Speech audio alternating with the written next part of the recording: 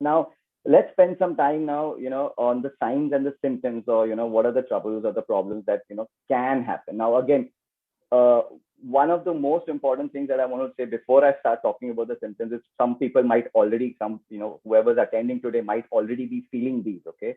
But what I need you to understand is don't manifest them more than they are needed, okay?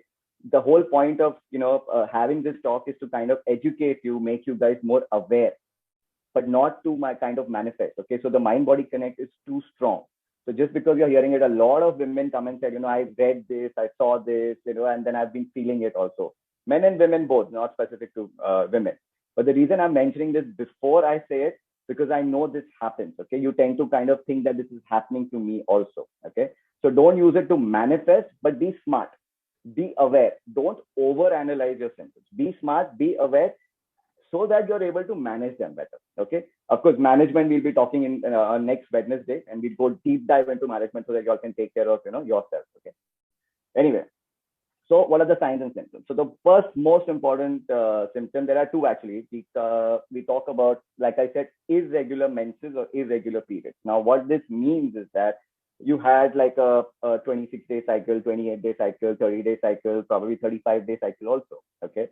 And for some reason, you're seeing changes in that.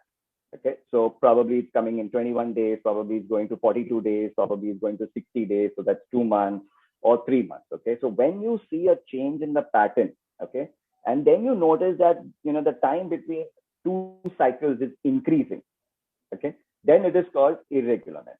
Okay. Now, initially, people might want to take some treatment for it, pills, and also, again, no self medication. But if you feel that, it's happening, so once in a while, if it happens, it won't be. So any of these symptoms that I'm mentioning, once in a while is not, it doesn't mean that you've gone into perimenopause. Okay. So don't kind of feel that, because a lot of times PMS also gives similar symptoms. All right. So just because it's happening once in a while, don't get bothered, or don't, think that you've gone into perimenopause. Okay. But if it's happening more often, you can see a change in pattern. It's been 2-3 months or maybe up to 6 months. You can keep observing and seeing. Okay.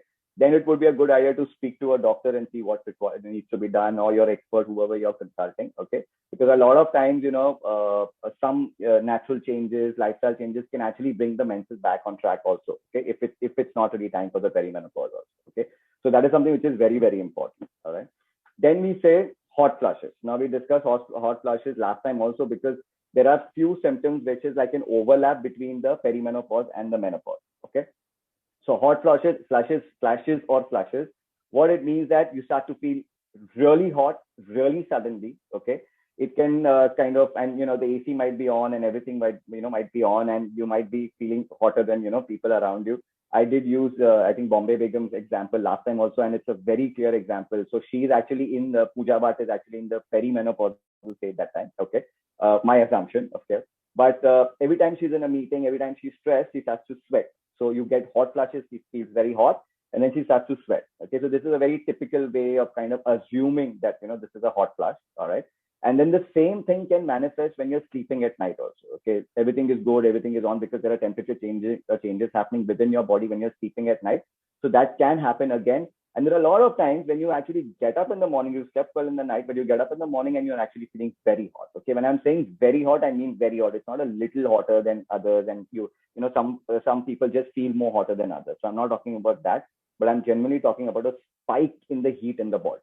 Okay, and it's uncomfortable. Okay.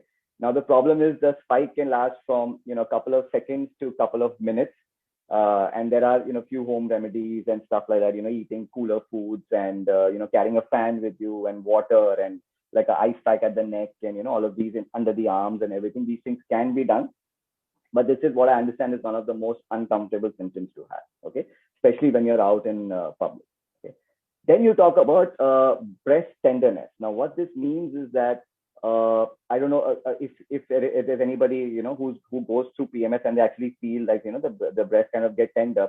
So that kind of gets exaggerated during the perimenopausal stage. Okay, you can feel like a nagging pain or a pull which is happening. Okay, so if that happens, again, last for a few seconds, last for a few days, you'll have to observe these symptoms. It's actually a very good idea to observe your symptoms for a couple of, again, not overanalyze, but observe your symptoms, because when you go speak to your expert or your doctor, you'll be able to explain it better. Okay.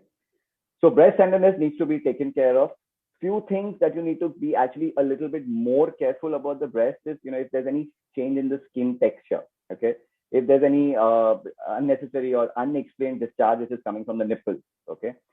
Any swelling or any lump around the armpit, around the breast, which was not there before, okay? Might be a good idea to, check with your doctor, okay? Last but not the least, if there's persistent pain, it's not a cyclic pain, it's persistent pain. There's some pain which is happening again and again and again. Then it is time to kind of, speak to your doctor.